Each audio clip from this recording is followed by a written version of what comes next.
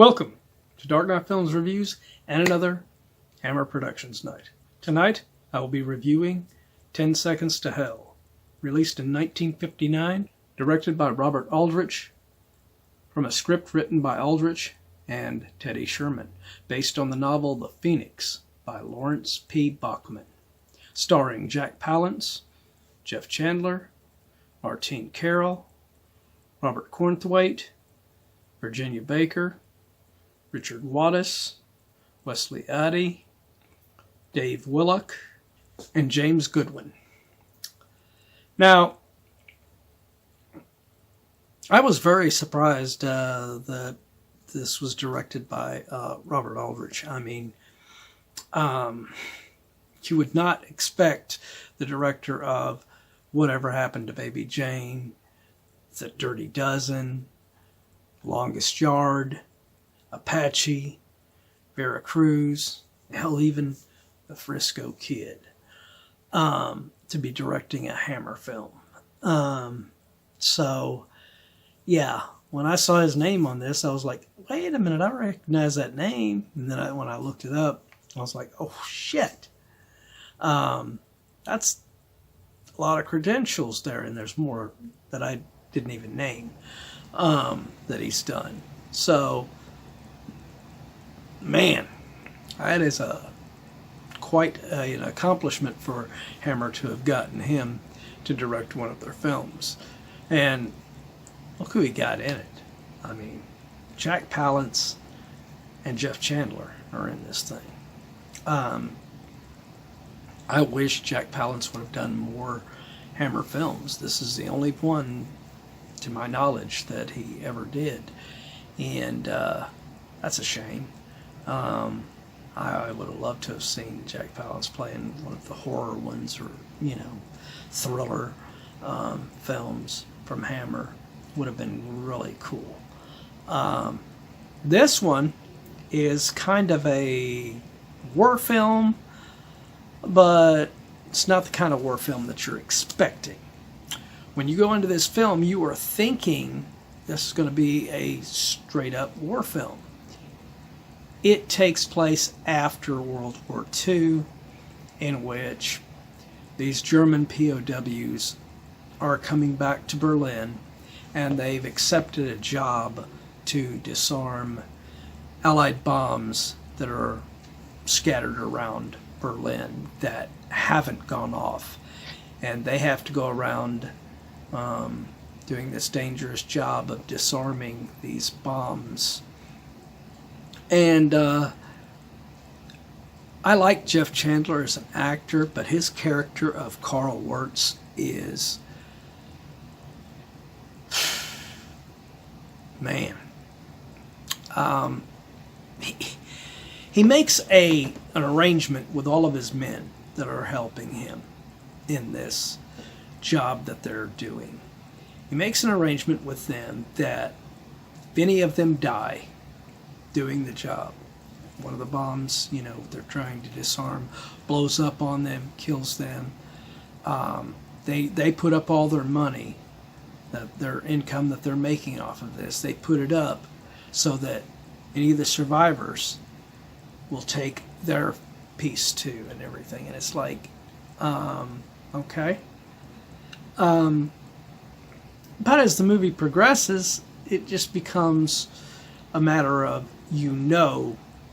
it's going to probably most likely come down to Jack Palance and Jeff Chandler, because they do not like each other in this from the get-go.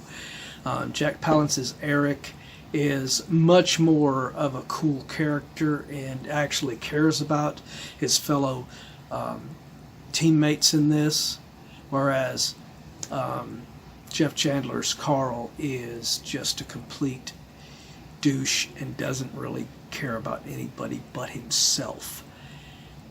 Well, except for later on when they go to this place where they got a landlady, this French landlady, Margot Hofer, played by Martine Carroll. He ends up making advances toward her, and of course she rejects him. And at one point it looks like he's planning on going too far with this. But thankfully, Eric steps in and stops him from doing this. And that he's already unlikable enough from what he's doing to his teammates here. In this drunken state, he basically almost, goes too far with this girl. And then the biggest suspension of disbelief I couldn't buy into was that Eric ends up falling in love with Margot, and they become an item, and you have this supposed love triangle because Jeff's Carl is interested in her as well, but she is not interested in him. But their fellow teammates in this job, Robert Cornthwaite's Franz, Wesley Addy's Wolfgang, Dave Willock's Peter, and James Goodwin's Hans, are basically just cannon fodder. You don't really have anything that makes you care about them and, worry about when they're going to die, because basically, it's pretty easy to predict when one of these guys is going to die, because they either go out to one of the jobs trying to defuse a bomb, and it just, they're dead. Or, like with Dave Willock's Peter character, the bomb, basically the flooring where he's trying to defuse the bomb gives way, and he ends up being crushed. We don't see any of this because, Hammer probably couldn't afford that big, extravagant sequence. So we get the aftermath. We get the notification where Eric and Carl get the call that this has happened, and of course Eric rushes there trying to save Peter, and of course Carl, he doesn't, he's indifferent, he doesn't care, thinks, just stay out of it. But it's fairly obvious, that all of the other ones are going to die, and it's going to come down to Eric and Carl. And the only one we care about as an audience to survive this whole thing is Eric, because he is given the most character development and the most plot in this film. So it's a different type of war film, and some would say they like it because of its uniqueness of that story, but to me it was just kind of odd, and I just didn't like that it was kind of predictable in that respect, So my final review of 10 Seconds to Hell from 1959, I am going to give this film a 7.5 out of 10.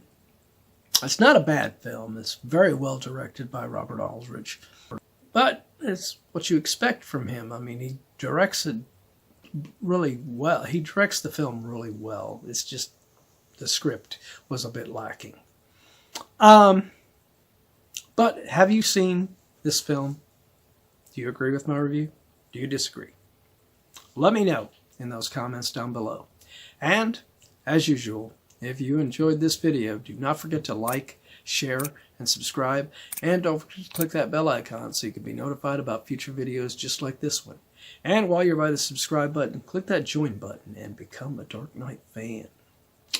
As a Dark Knight fan, you have the advantage of being able to go to a post that I have right now on Dark Knight Fans Plus.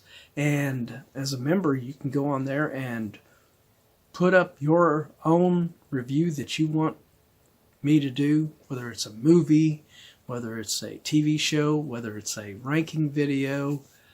You just put it down there, and if and when I do it, it will go exclusively on Dark Knight Fans area, where all Dark Knight Fans Plus members can watch those videos prior to them going live on the channel. And plus, we have a plethora of other stuff through the Dark Knight Films library that is on there, where you can watch my movies, short films, behind-the-scenes interviews, audio commentaries. There's all sorts of stuff you can do on there. So, you've been on the fence about it? Check it out. Well, that's it for another Hammer Productions night. If you missed last week's Hammer Productions night, check out the link up here to get caught up on that one. Or if you missed any of the other Hammer Productions night, be sure and check out the playlist right here to get caught up on any of them that you have missed.